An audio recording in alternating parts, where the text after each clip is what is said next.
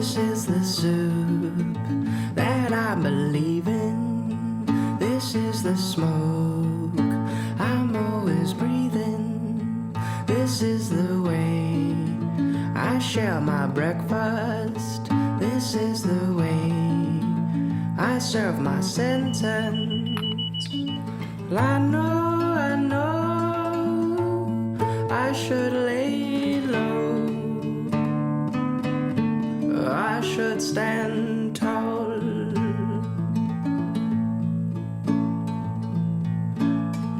Well, who knows, yeah, I may come home. Yeah, I may return. This is the way I'm always leaving. This is the soft voice of the evening. This is the way I hear my father. These are the flames that drown the water. Well, I knew I could stand tall. I could lay low. This is the sound that swims inside me. That circle sound is what surrounds me. This is the land that grows around me. And these are the hands that come in handy. Well, we've known, we've had a choice.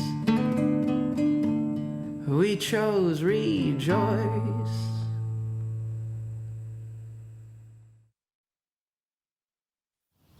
One, two, three, four.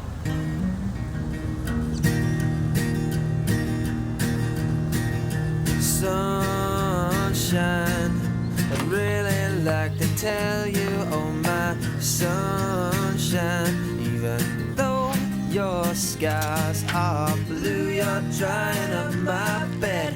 How can I get any rest now? Sha-la-la-la-la-la-la-la-la.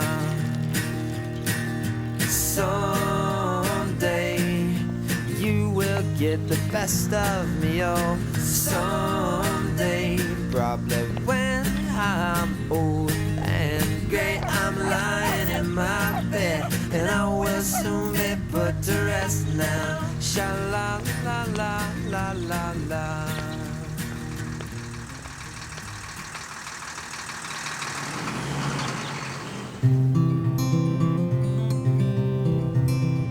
My name is Max Smith, and I'm from East Sobers Creek, and I'm the patrol director at Aspen Highlands. Rubber floor mat in your car, perfume mixed with cigarette tar.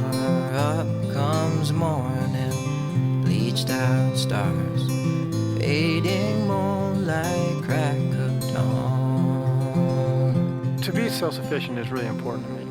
It's the way I kind of grew up, really simplistic. I grew up in a bunkhouse with a lot of guys who, made their flapjacks in the morning, and I really like living that way. I like living off the land. I like living off of my own energies rather than depending on anybody else. I want to have that feeling at the end of the day that I've put out what my energies are, and somebody else got to receive them.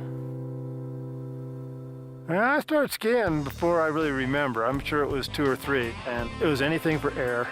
I mean, anything I could jump, I'd jump. At Highlands, I actually got kicked off the mountain because I was kind of a renegade. I'd jump and the ski patrol would catch me blind jumping, and so they'd keep me up in the patrol shack and said, okay, you can't ski for an hour, and then I'd go back out, and within a couple hours I'd be caught again, and I'd be sitting back in the corner. But in that, I kind of learned what patrolmen do. That really gave me an interest in that job very early, and I liked the lifestyle that they had. It reminded me of the guys in the bunkhouse. They cut up, they had fun, but yet when it came time to really be serious, they were very professional about it even back then. This is the early 70s in Aspen, Colorado, and it was more about wine pitchers rather than beer pitchers on the side of the swimming pool, and nobody had swimming suits on.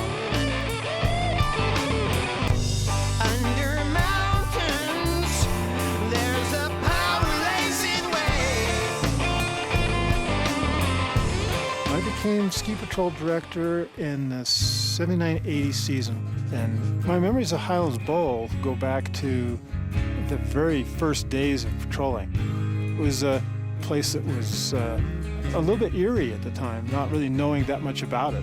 And it's always had a different kind of feeling because of the way the weather is in there. It has this globe light because it creates its own little weather cloud that's in there frequently, and it just added to its mystery. Now, the first time I hiked the bowl was with 2 other patrollers. We hiked up to the top and we skied actually in the deep trees all the way down. It didn't come into the center of the bowl. It was because of the respect of its energy and what we've seen in it, because we had seen close to 4,000 foot elevation avalanches, and that gives you a healthy respect for what's out there. So we had to go to really start learning a lot about it, and we didn't have the resources we had. We had 1 case of charges, and we ski cut most of the avalanches off of there rather than using avalanche control as we know it today with explosives. We started initially doing hiking tours. We'd go up there and only ski in the trees. Then it kind of got spread out to being a little bit more aggressive, and we even had a helicopter here in the winter of 83, 84. For the ultimate thrill, there is Highlands Bowl. When conditions are right, you can book a guided tour of this vast powder paradise, Colorado's equivalent of the Canadian Rockies. It was a very exciting time. We were going to put on a powder 8s contest, and we thought the best way to do that was to show off our new area being Highland Bowl. I look back at the time of spring of '84 in which the patrol was very excited about opening new terrain and what we had going on with the helicopters and with our ability to do our control work. That morning they did a bunch of shots over the top, and they went to a bench in G8, and they were up on that rim, and they threw charges below them, and rather than, which we had discussed in a meeting before, of long fuses and throwing the charges and then skating over to the trees, elected to stay on the bench. And when the avalanche happened below them, what they were standing on then didn't have any strength because what was below them had gone, and subsequently they were swept down to their deaths in the bottom of Highland Bowl. The 3 patrollers that were killed were very close friends of mine. We had a lot of nights at campfires talking about how we grew up and what brought us to the town and what we loved and what gave us the cool life that we were living at the time. I still think about them frequently.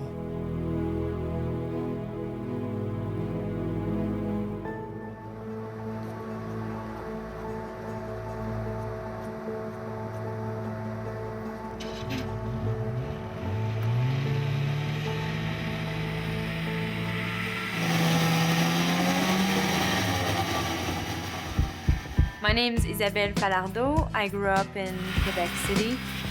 I work as the terrain park supervisor, so that means that I do a bit of everything.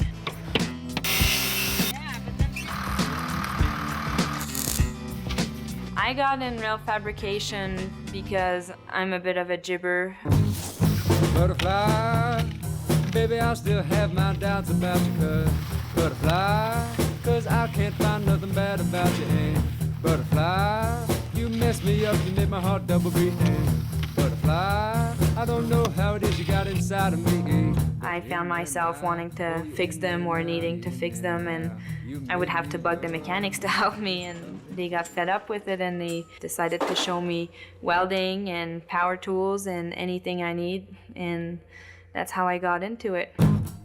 Butterfly, baby, I still have my doubts about you, 'cause butterfly, 'cause I can't find nothing bad about you, and butterfly, you messed me up, you made my heart double beat, and butterfly, I don't know how it is you got inside of me. It's not typical to have a girl as park supervisor. It's not typical to have a girl as a cat driver in the park or as a rail fabricator. I think I do a good job, and it doesn't matter if you're a girl or a guy. That's pretty much what it comes down to.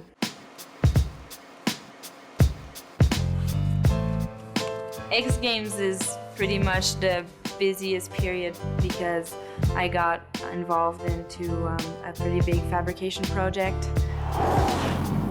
We're building an X-shaped box.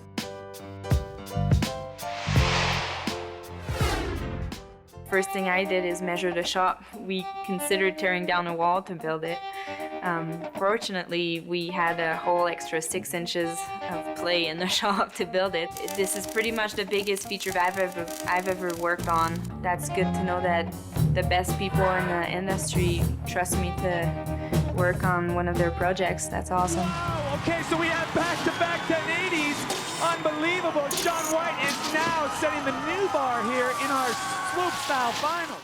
I spend a lot of time thinking of how it's going to be on the hill and what you're going to be able to do with it. And every time someone does something that I had not thought of, and really like to be surprised in that way.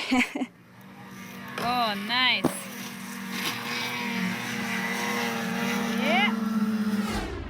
Historical moment in the making. Jana Mayen is about to drop in and try to dethrone Hannah Beeman.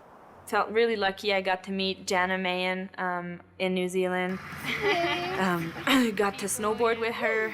To some people it'd be like maybe getting a guitar lesson from Jimi Hendrix, you know, to see innovation like that, and to have her go and push the envelope like that, it was unbelievable. Awesome, this is it, into the gap. None of the ladies have hit this gap. Jana is on track. If she does the backside 540. Yeah, girl. Whoa, and here she comes into the exchange box, clearing the gap. Ollie's the whole exchange box into the last chance kicker on the big side. Here we go, coming in switch, winding up, switch. No, it was right there with the backside 360. There's our champion.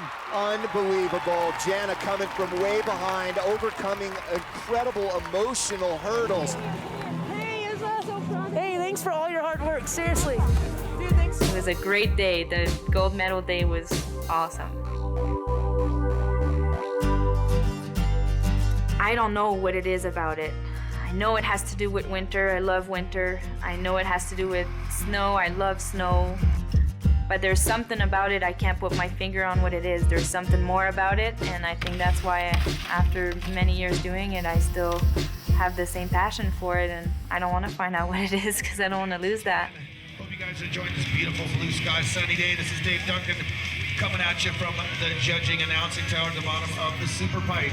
I'm looking up the pipe right now. We have official closed practice.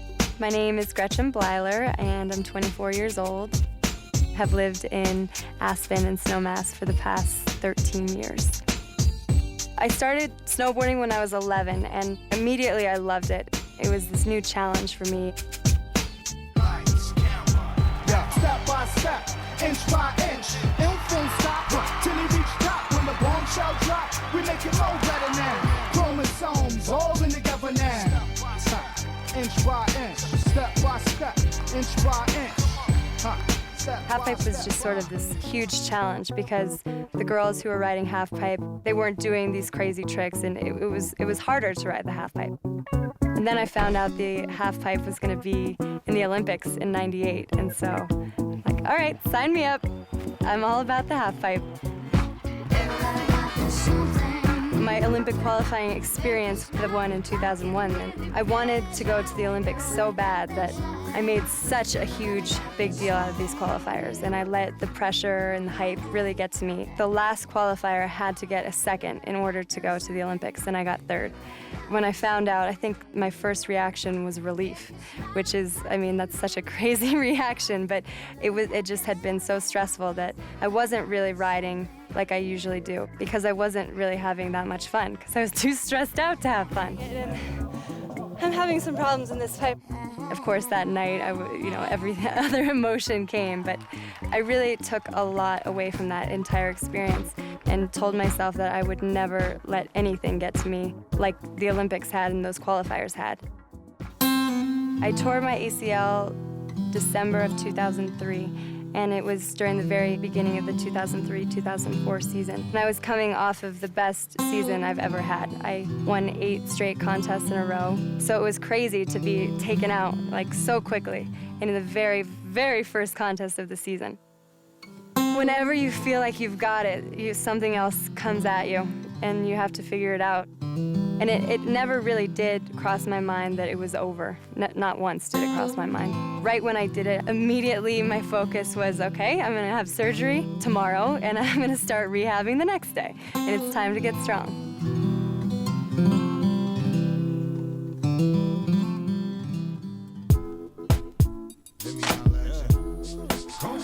Coming back from any injury is a really, really hard thing to do. And to come back and win at X Games, man, it doesn't really get any better than that. Coming back from a huge knee injury, it is victory lap time for Gretchen Bleiler. You know, I've worked so hard to do well in competitions, and because of that, I do get all of these extra opportunities, but it's gotten to the point where it's not just snowboarding anymore. It's my job, and it's a career, and in the fall, I travel all over the country and do signings for my different sponsors, and it's really nice to travel to the Midwest and meet a little girl who looks up to me and knows everything about snowboarding, and it really makes you realize that you are making an impact on somebody's life. So the whole being on TV, the X Games, it doesn't feel real to me because I still feel like I'm that girl, 15 years old, going out and snowboarding on her own. Whenever I come home, I lay pretty low, just go up on the mountain and go ride the half pipe or just go free ride, and then just spend a lot of time here with my mom and brothers and stepdad.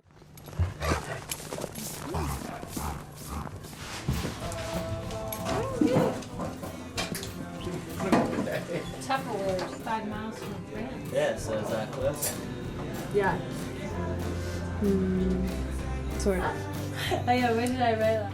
The lifestyle shop.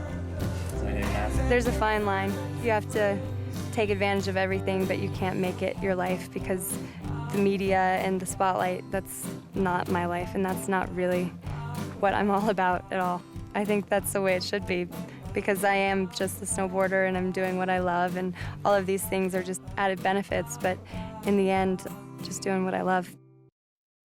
Because I am such a competitive person, I always wanted to get to the highest level. So it's always been a huge dream of mine to go to the Olympics. Some definite redemption for Gretchen Bleiler, trying to solidify her quest here tonight. And my Olympic qualifying experience was the one in 2001 that wasn't the best experience. So I kept having those memories, but I've learned so much since then, and it definitely shows. I was able to qualify really in the first 2 qualifiers this year, and I think that's because of my new outlook. I can't even explain to you how, unbelievable it is that I am going to the Olympics. I really don't feel like it's hit me yet because it's been so busy and it's been, contest after contest and interview after interview. But I think in the next couple of days when I start packing, that might be the moment when it hits me. Right now, I'm just more excited than anything. I'm going to enjoy this entire experience, take advantage of it, and use everything that I've learned, bring it all with me, and have fun and listen to the crowd, ride my best, and have my best run ever.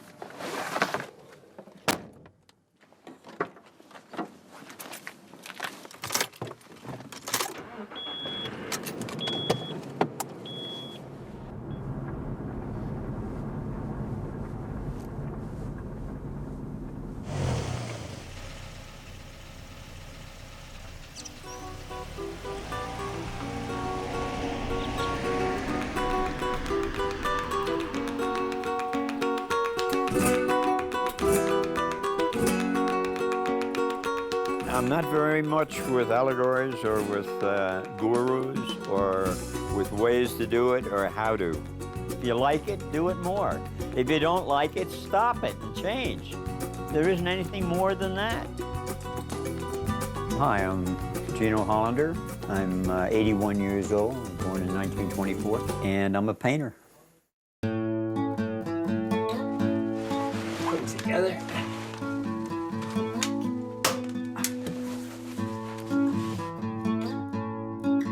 Chispas are like lightning strikes and whatnot, but the chispas de la vida referred to those special moments in life, that excess, that certain somethings that happen that make life really tasty. You never expect them, they just come up. They make life, chispas de la vida.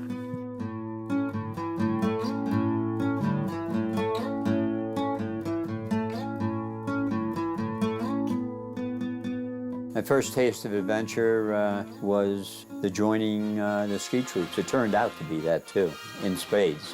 We were in the hot and heavy of it all. Everything was going worse, worse, and worse yet. It hadn't made the turnaround. Somewhere in, I think, January or February 1943, they wanted to go directly from Camp Hale to Aspen, which is about 45 miles as the crow flies. And they wanted to make it hard on top of it.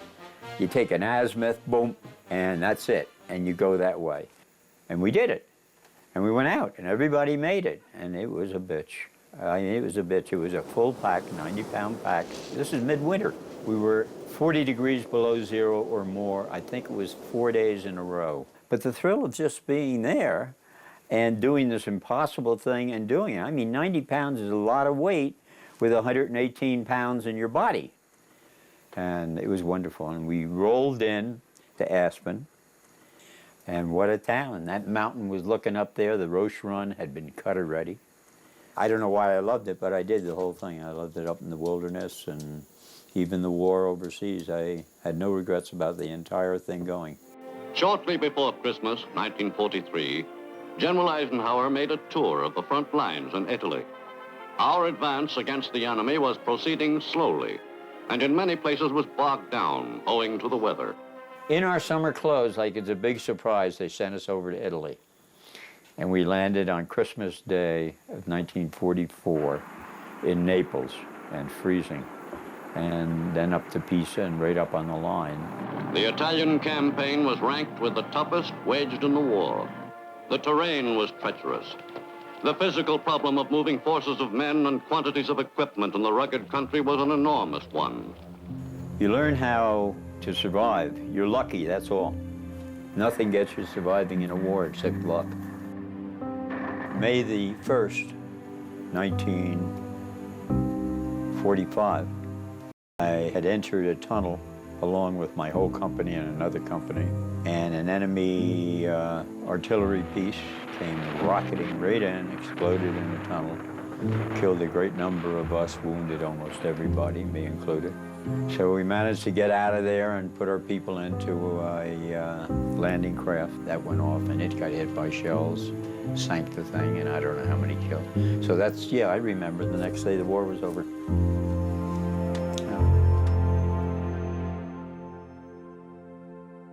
I didn't find painting until I was 38 years old.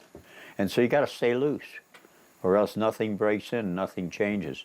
So if you get a brush, you know, and I mean, you can start out on a cheap pure bristle made in Indonesia. Okay, for $2.50 or something. But if you paint with it and it dries, you know, with your paint, you end up with something, you know, that's like a rock and it has edges to it, and you stick this into India ink, it's going to do things as you go. And it's going to do things that you don't know about. And then, but pretty soon, move and so on, and some very nice things are going to come up that you couldn't have dreamt of in a million years. It's partially physical. I mean, literally the movement of the body and the ability, everything. When you're painting, you're going like this. You're reaching, but in the reaching, your muscles are reaching, your body is moving, your head is never thinking, or my head is never thinking. It's the one thing that's not allowed in the painting, is literally thinking. I don't look. I don't want to see anything. I want to be involved in it, just as I were just lost in the woods, or whatever happens, or in the darkness of the sky, of a winter sky or something. Just involved in it, in a painting. What I choose to paint the things that have feelings in life. I paint women. That's number one. It could stop there, you know, but I paint women, especially young women. I think they're great. I think all women are great. So, you know, I paint the things that have an emotional base to me and feeling, and I express my life through them. And I don't listen very much when critics are talking either. Paintings are for looking at. Somebody paints and somebody looks.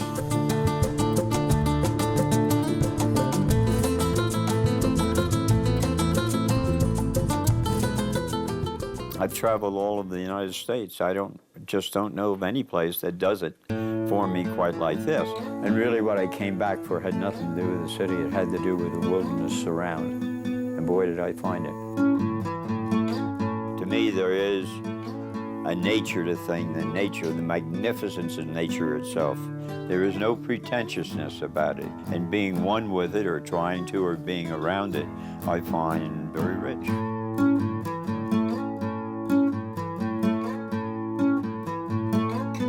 The last thing I'm going to do is complain in the world if I die. I got 10,000, 10 quadrillion cells in my body. And when I die, they all go out and they become leaves and trees and this little doggy here, and they become anything and going. They become stars eventually and whatnot. That doesn't give you everlasting life or anything. That doesn't give you a heaven or hell. So to me, it's how not to be aware. I don't say what the line is or what I should do. I just dive onto that line, and it's going to be a different line.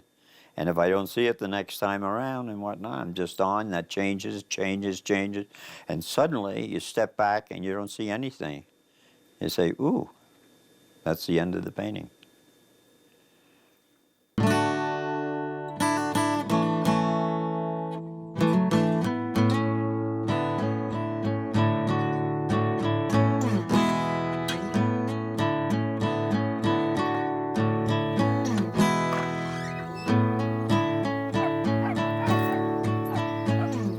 So much input in a life.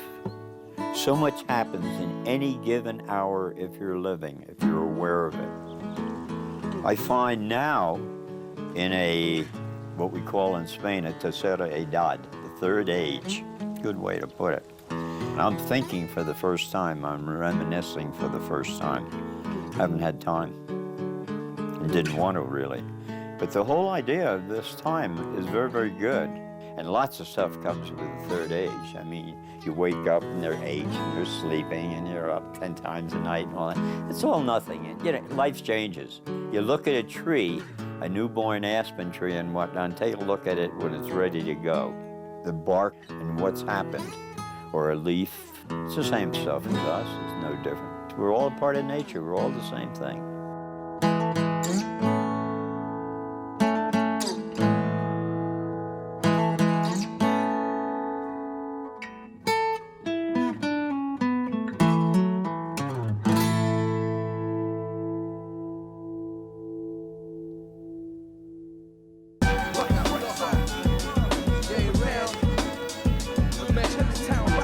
My name is José Ángel Rubio. I am from Mexico, Puerto Vallarta. Tengo 27 años and I work in Johnny Maguire's.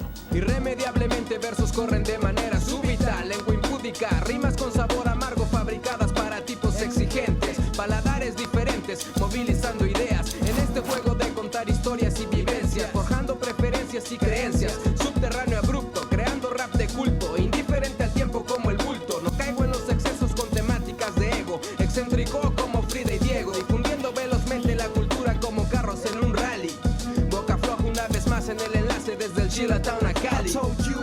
Solamente hacer sándwiches y sándwiches, 8 in the morning to 9:30 in the night. Algunos días que he tenido 8, 10 días sin descansar, pero que sé que tengo que estar en el trabajo. Gátaro, ocupa más lechuga, por favor. Conozco toda clase de personas en Aspen, turistas, gente famosa, gente local. Sí, la mayoría de la persona es amable, algunas que otras son un poco racistas, son un poco desagradables, pero es mi trabajo. A todos los trato por igual, sea por color, sea por dinero, el negocio, los trato igual a todos y trato de llevarme bien aunque esa persona no me agrade.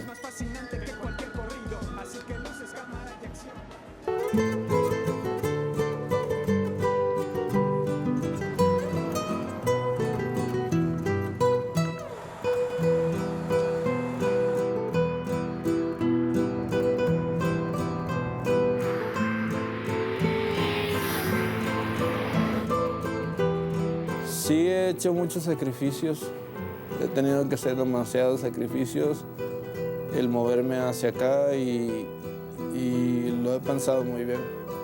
Estoy bien.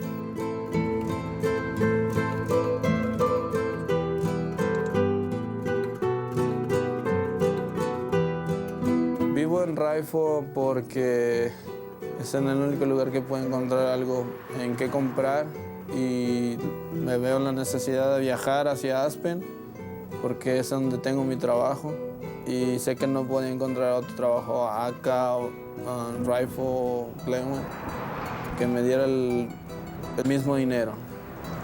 Es muy difícil, pero lo tengo que hacer.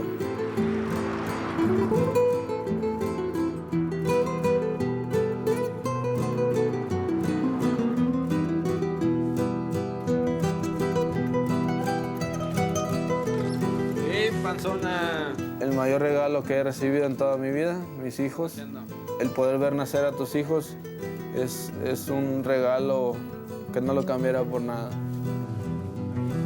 El moverme aquí a Raifo me ha ayudado a pensar más las cosas y mirar lo que en realidad se necesita hacer. Yeah, but no sé, because she just said that it was really red, she said. So at least I don't have to. And I'm only gonna have to do 2 nights, so that's gonna be good.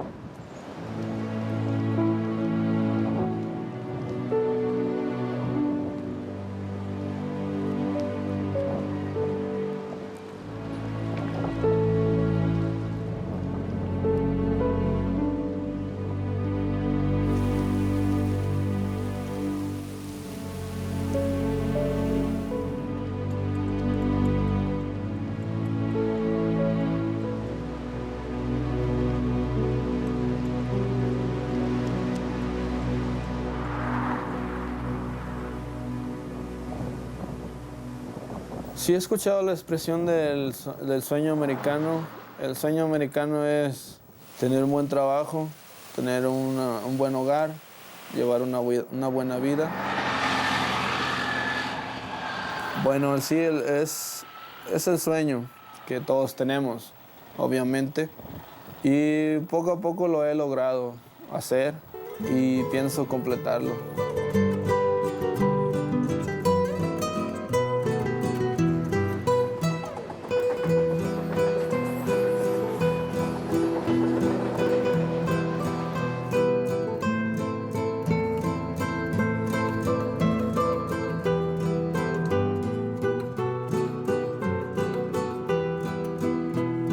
Sí, estoy feliz con mi vida, quiero aún más y hacer muchas cosas que yo pueda hacer y que pueda lograr hacer. Por eso es lo que trato cada día, de aprender algo nuevo.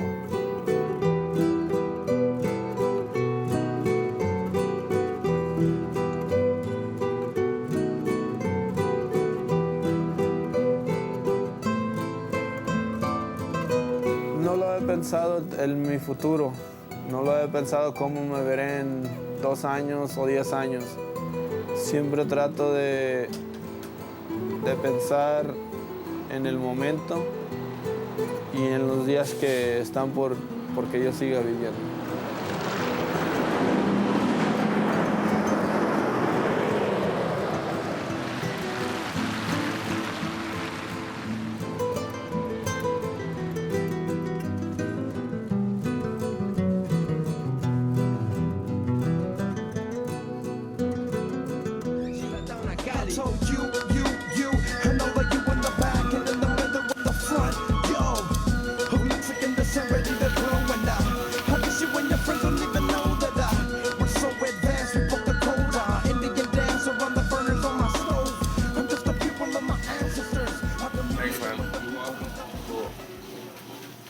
I'm Marshall Roth. That's me getting it to say, you know, at Johnny McGuire's. Best breakfast sandwich in the world. Not that I eat breakfast that often, but today started early. Got a call from my realtor that woke me up. I'm trying to open up a restaurant in this town. Let me tell you, it isn't easy finding a good location. Checked my emails and decided to go skiing. Red skis, red boots, black jacket, white sunglasses, no hat, priceless. Walking into town and caught up on a few calls. Trying to set up some plans for the evening and caught a little art on the way. Stopped in at Johnny's, but you already knew that. Got on the gauntlet and head straight for Walsh's. Stopped at Rattlecan Shine for my moment of zen. Headed into Ajax Tavern to have a little chat with my friend Niles, run into a couple of friends, and head home to change. Sit at the bar at Gusto, power luncheon and making new friends. The food's Italian, the bartender's Argentinian, the waiter is Australian, the hostess is Brazilian. I love this town. Off to meet the realtor. Along the way, I say hi to Mike, the traveling knife guy. Pet a horse. Apparently, studs are in. Do a bit of shopping. Almost buy a one-hit wonder t-shirt, but I decide it's already been 2 done. Meet with the realtor at a possible location for my restaurant. Hey, this could be it. Time for happy hour. Nicole serves me a Cosmo. Run into 2 girls from some reality TV show. Nice boots.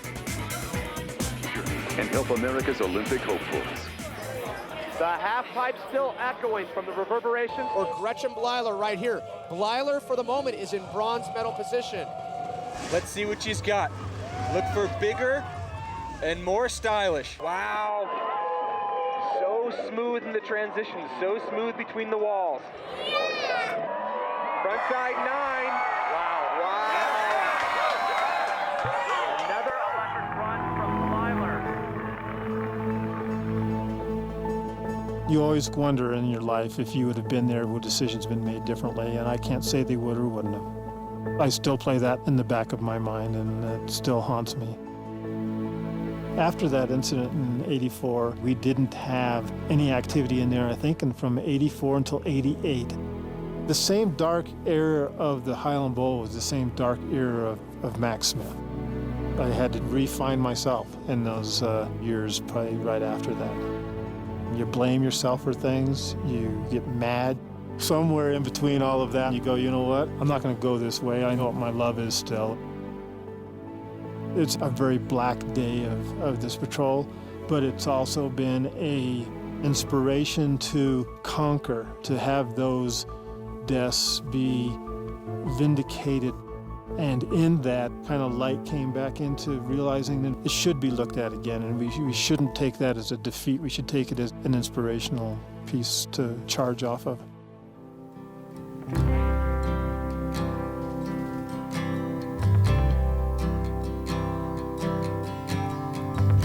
Sun came up today and it burned my blues away.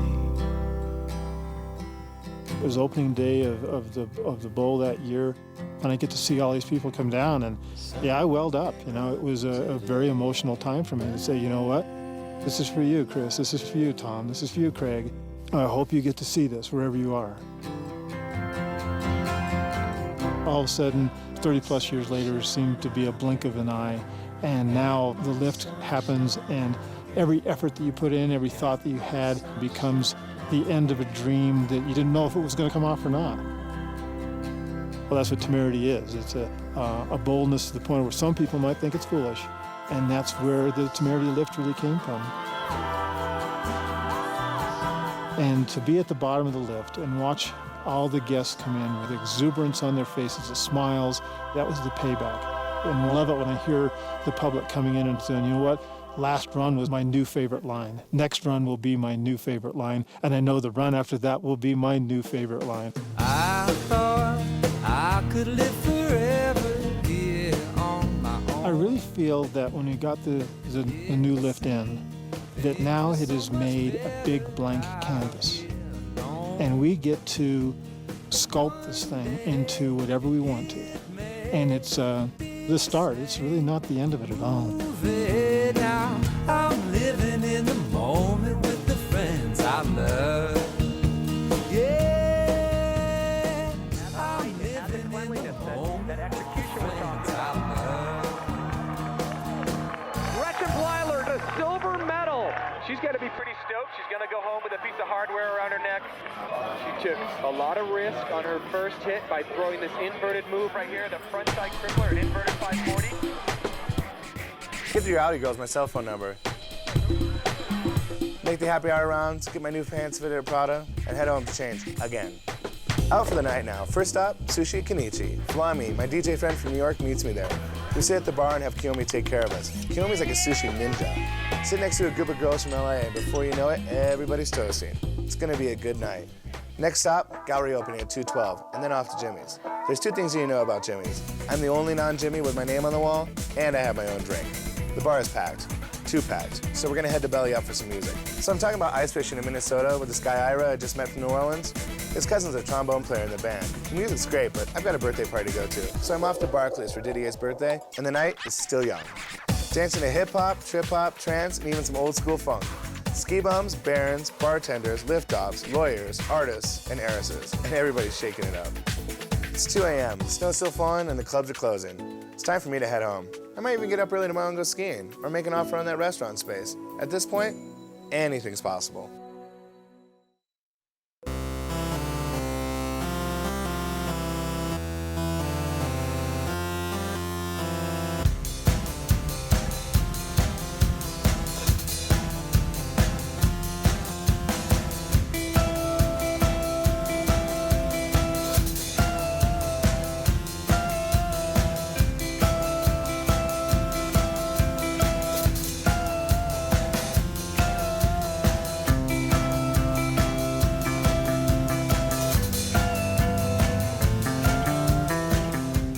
My name is Nick DeVore. I was born here in the Valley. I started skiing when I was about 18 months old.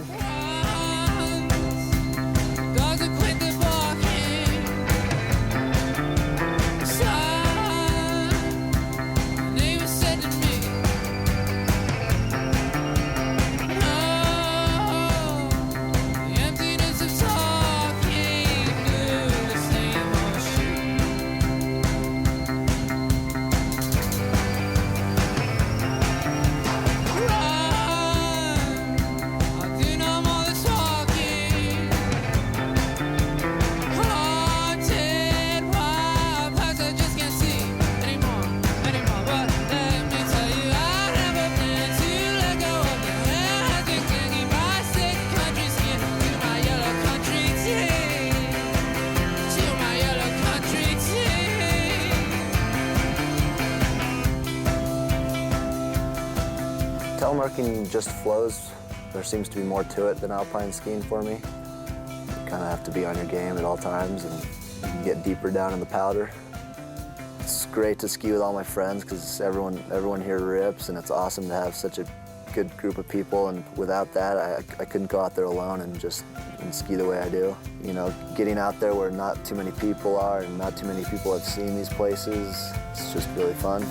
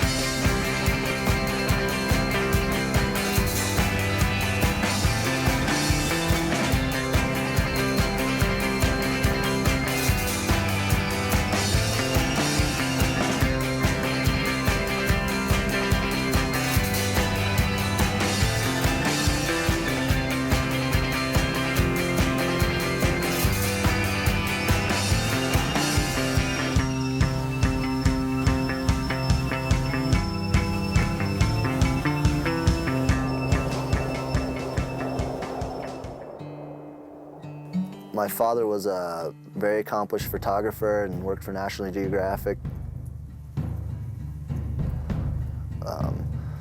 My father passed away 3 years ago, and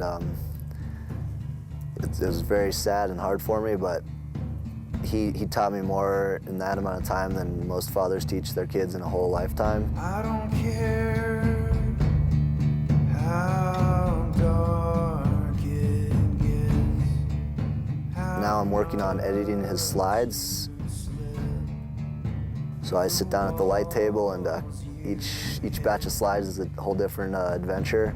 All these days will pass with time.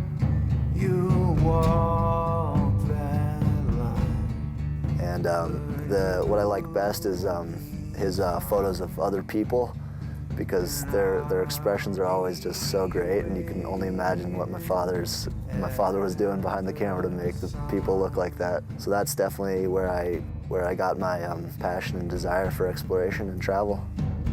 It doesn't matter if you win your sideways cap and childlike grin are what I long to see again. You'll tell me what kind of man you've been. Someday when you've reached the end, when we meet in the desert wind. When I'm out there skiing or doing whatever, I definitely try and make every second count and every day count. That was definitely inspired by my parents, who are always living in the moment and making it all always count. And I think that's important, because who knows what can happen.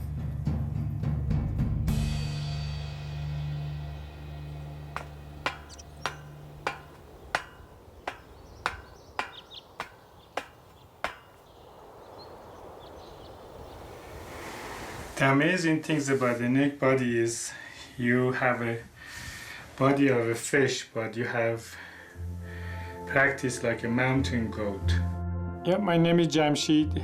I was born in 1954 in old country of Persia, and recent name is Iran. And I do deep tissue body work. I'm so surprised you don't have any kind of knee problems the way you have played. Once you open up the body, it definitely opens up a lot of question and clarity to the mind also, because they're interconnected, you know, and each one is individual, but somehow they're interconnected. So by releasing the body's psyche blockage and the tension, you can release a lot of mental stress also. Shadows are teachers, greatest teachers. In a scientific language, they call them gray matter, you know. But shadows are nothing but collective fear. That's why each individual have their own shadows. They have to work on it. Once you understand shadows, they become your best guide, because they help you to find the distinction between light and the darkness.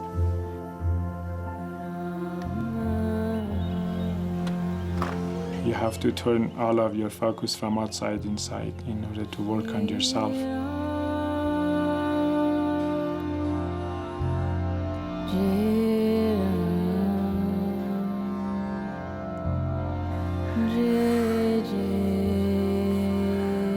This lady is a very driven lady.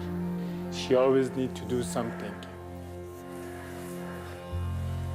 The only reason I close my eyes because I don't want to be distracted. I'm just trying to listen to their body to see what she wants me to do.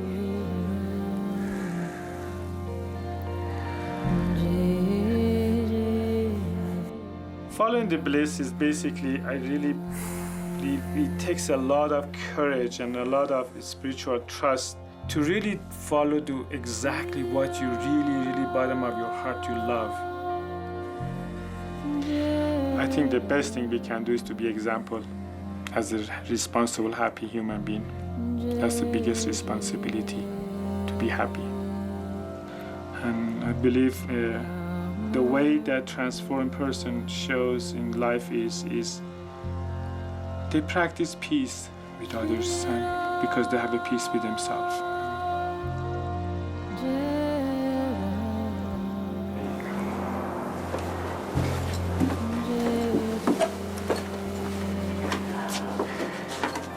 That was great. Thank you. Classic. Bye-bye.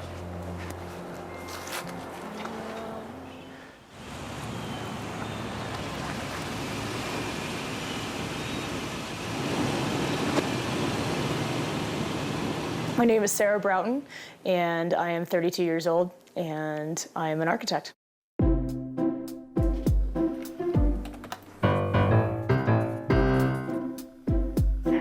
These, as they are on two different planes.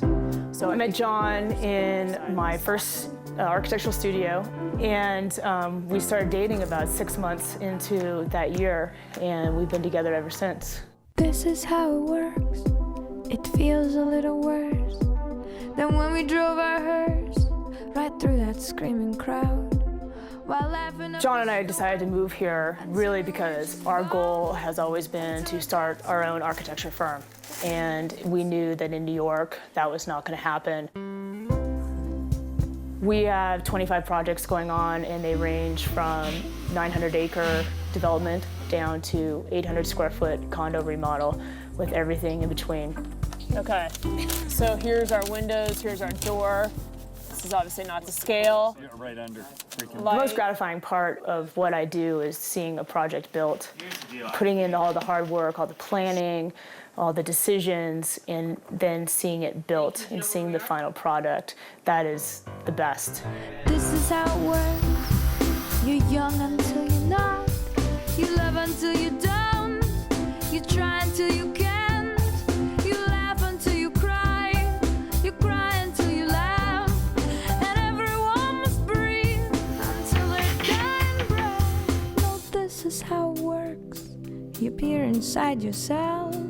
You take the things you like, then try to love the things you took, and then you take that love you made. I think good design is something that is intuitive, but it's not in your face. It's something that is just when you walk into a space and it's designed well and it's proportioned well, you feel good. On the radio, you'll hear November rain. It always amazes me that you can get on the gondola and you can be next to a high-powered CEO. You can be with a ski tuner from your local ski shop, and you get on the gondola and it's all even par, and everyone's talking about the slopes and talking about the ski conditions, and everyone is interested and everyone's contributing to the conversation.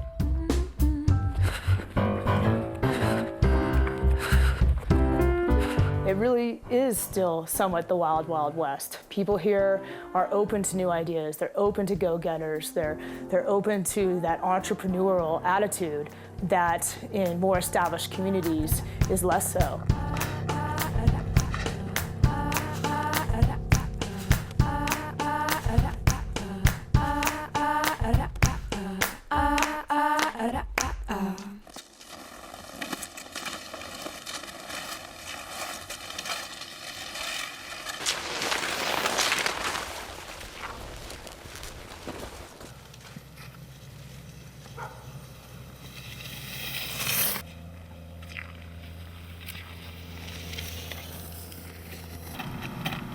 My name's Travis Moore. I'm a teacher and a coach. I'm 38 years old at the moment. Pretty sure. My grandparents moved here in 1934. They were the last ones over Independence Pass. Drove over the pass, followed the snowplow over. The pass was closed then for the winter, and they drove on into Aspen. I've written up here kind of the deal. Don't forget Monday's a black day, and CSAP continue on for those. I think the philosophy of the school is to foster an independent thinker, to foster a student who cares about the place they live, cares about the world around them, and cares about other people. Not necessarily all Harvard-type material, but good people, good citizens. Tijuana Exeta, if you've been on that trip, get your sweatshirt. Yeah, I don't give a shit if they're like A students. If they're good people, that's all I care about. The classes that I teach currently are mostly earth and space science classes. I teach astronomy and meteorology. I teach geology, and I teach an environmental class I call ecological literacy and resource efficiency. It's essentially an environmental awareness class and a sense of place class. The more we can get outside and travel around and look at everything, the better. All right, tally ho. Everybody coming? Yeah, you all right? With science, it's right here. You can do it all over the place, and we have an incredible setting here to do that. Okay. But I would say fan out a little bit. You guys can get some. Oh, there's some snowbirds. So the day we were up under the chairlift up above the school here, the kids were measuring the angles to decide the heights of trees. It was essentially a forest mapping survey. And then ultimately what we were trying to do was to tie in what interrelationships there were between living and non-living things. Young twigs, golden, cream, or tan. Young twigs, cinnamon colored and tiny. Cinnamon and tiny. Yep. So snowberry. That's definitely snowberry. Awesome. Thank you very much. Snowberry, because it has these little white berries on them in the summer that you don't want to eat. They'll make you sick.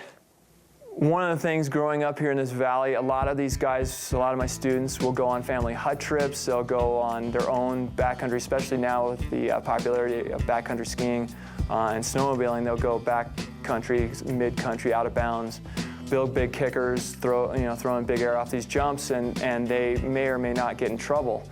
And one of the things I wanted them to understand is some essential winter safety. What do you do if you're stuck? What do you do if someone's hurt? You need to, survive a night. And so what we did was just a quick introduction on winter shelters. They were really excited about it. And, for high schoolers to get excited about these things, sometimes it's not necessarily really cool to kind of go, wow, look at that. But that's what was happening. It was fun.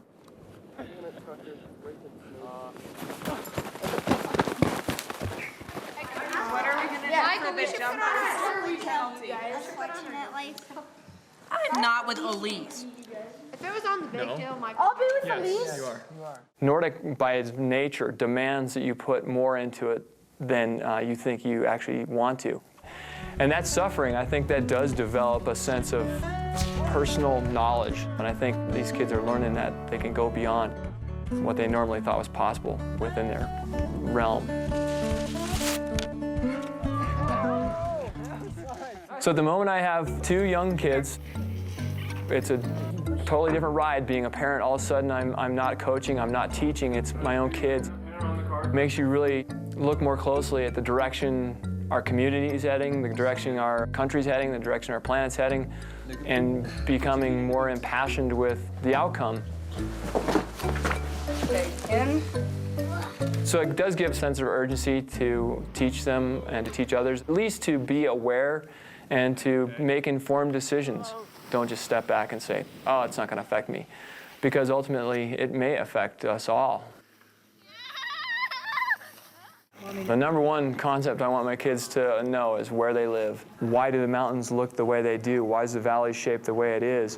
What are the stars overhead and the constellations? Why is the weather the way it is?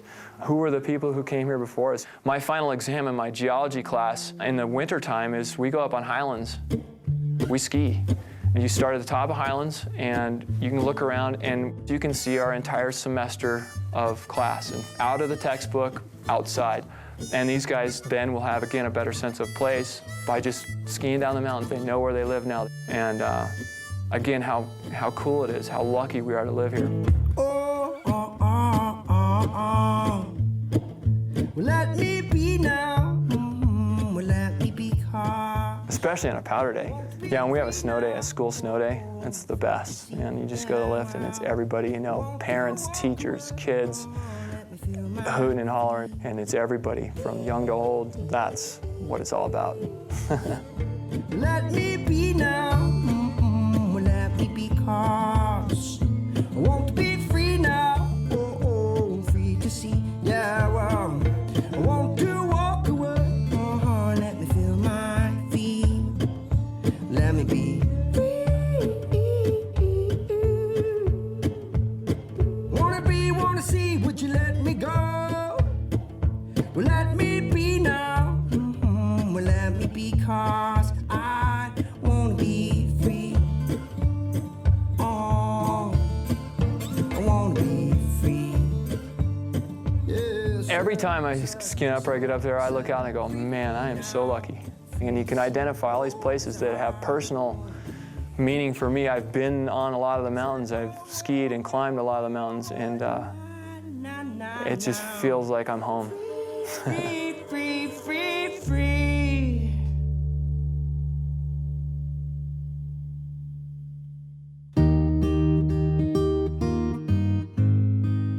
Growing up in this valley, met Chris Davenport and was really inspired by his skiing and his attitude, and look up to him a lot.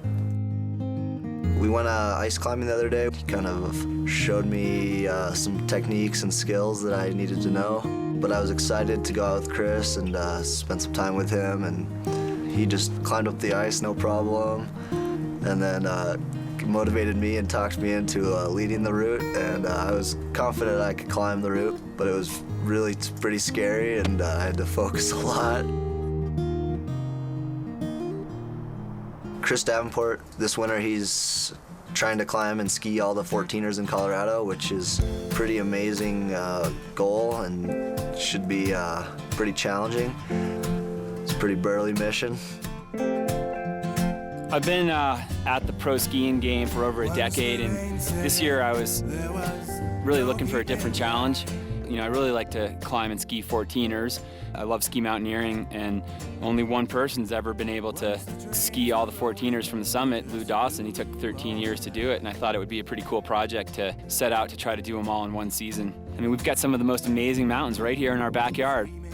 I've been fortunate enough to ski all over the world, from the Himalaya to South America to Alaska, and some of the best descents I've had just this season on 14ers right here in Aspen. They're easily accessible, they're big and steep, and we have great snow this year, and it's just amazing to me that this stuff is in our backyard.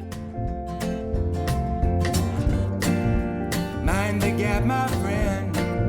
That first step's a doozy. Well, I'm trying to combine all my skills and everything I've learned growing up to accomplish my dream of skiing big mountains and exploring mountains all over the world. And to prepare for that, we're gonna go ski Castle Peak, kind of get more big mountain skiing experience and some guidance from a guy who really knows what he's doing.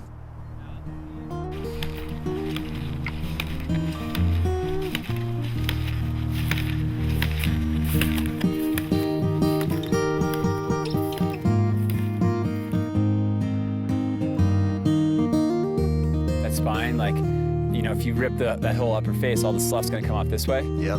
And then when you get to that rock at the end of the spine, if you cut back, skiers left, skiers left. Little, like, yeah, shot there, huh? Exactly.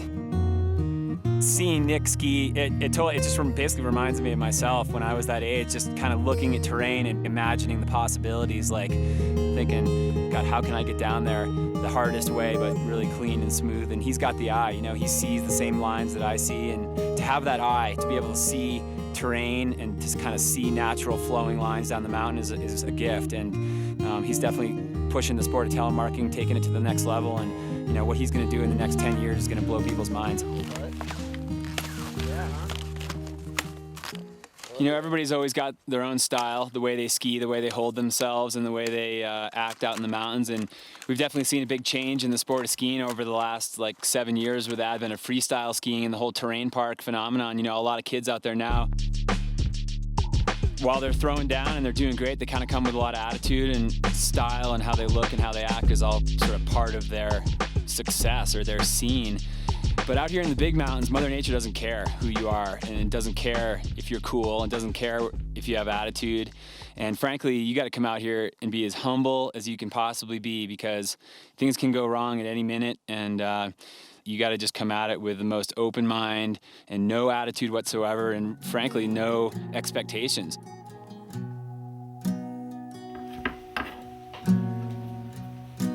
The payoff's on Tuesday. I'll follow the crow.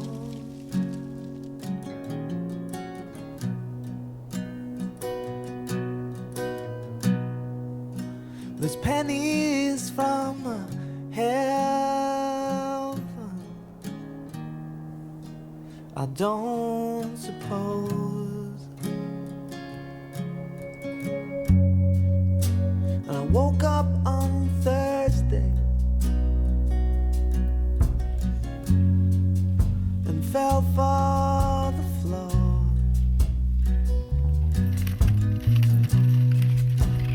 my sister's beauty.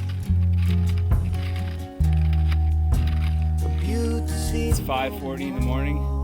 We're at 12,500 feet. We just climbed up from the hut.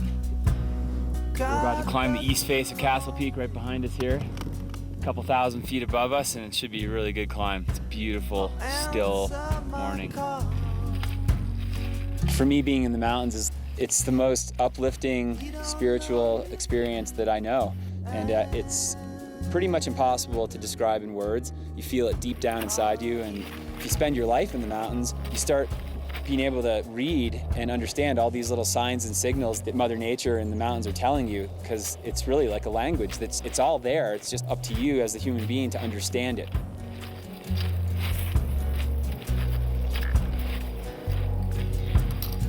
You know, I've been really fortunate in my career that I've had a lot of really big successes in the past. I mean, winning 2 world championships, winning a medal at the X Games, and, you know, all those great competition victories that I've had in the past, in some ways sort of pale in comparison to some of these ski mountaineering achievements, skiing off the summits of these 14ers.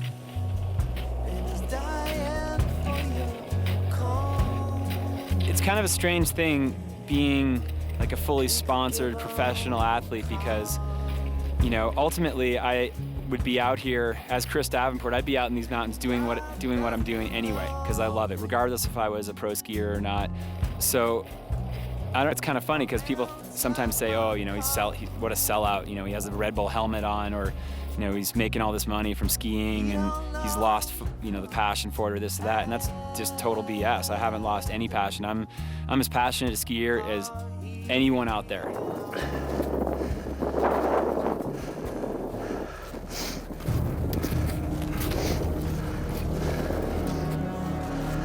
You know, I think it's that the mental focus is just to, you know, to concentrate and to make your body perform the way you want it to, and not have your mind elsewhere and sidetracked is the key. And it's just that concentration, the zone you get into.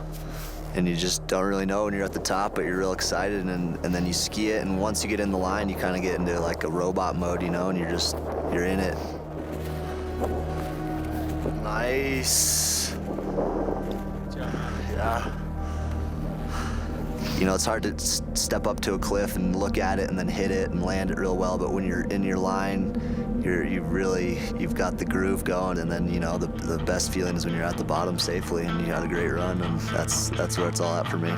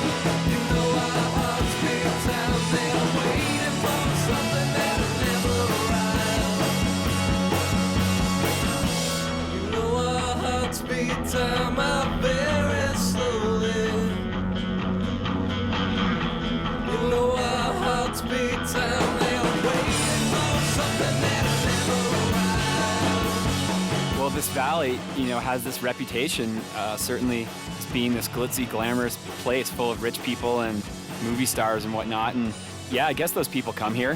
Why wouldn't they? It's beautiful, but it's also a place where the local community really supports each other, whether you're an athlete or an artist or, you know, just a local worker or whatever. I mean, everybody knows each other. It's such a small town. and people like ourselves that are, you know, out there doing stuff in the mountains and living life to the fullest. That's what Aspen's really all about.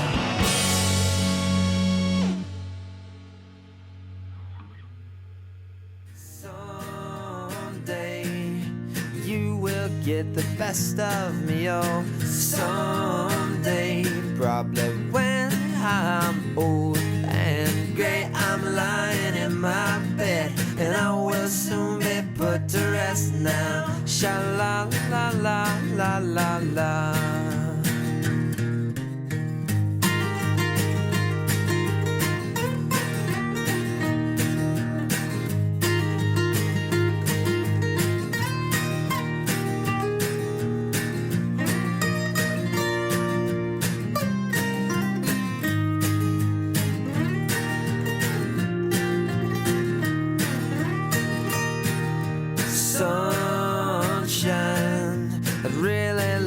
Tell you, oh my sunshine, even though your skies are blue, you're drying up my bed.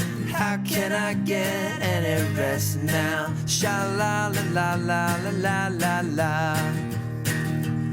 And someday you will get the best of me, oh, someday, probably when I'm old and gray, I'm lying in my bed, and I will soon be put to rest now. I'm lying in my bed, and I will soon be put to rest now. Ooh, ooh. I'm lying in my bed, and I will soon be put to rest now. Ooh, sha-la-la-la-la-la-la.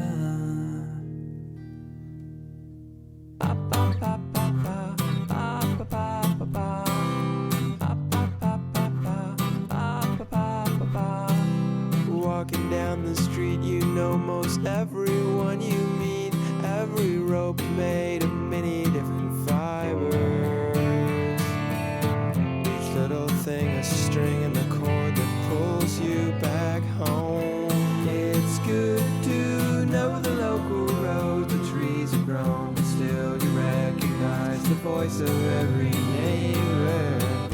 Of all the homes you've ever known, this one's your own. You know it's good and getting better all together. Together, your neighbors and your friends.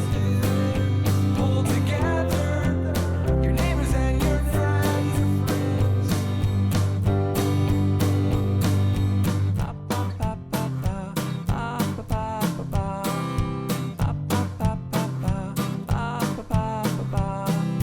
Standing on the porch,